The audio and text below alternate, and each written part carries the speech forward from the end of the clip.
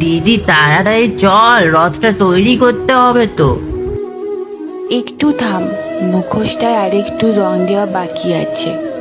এটা আবার কিসের মুখোশ আঁকছো দিদি? আরে এটা তো তোর কানু মামার জন্য তৈরি করছি। কিন্তু মামার চোখগুলো এত বড় কেন? আরে গনু, এই চোখ দুটি সাধারণ নয়, সারা পৃথিবী ভক্তদের চোখের জল আর আকুলতা দেখার জন্য মহাপ্রভু এই চোখ কখনো বন্ধ হয় না।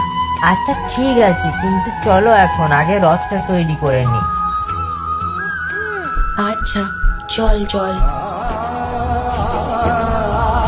যে হৃদয়ে শুধু প্রেম থাকে, জগৎ দেখার জন্য তার এমন বড় চোখেরই প্রয়োজন হয়।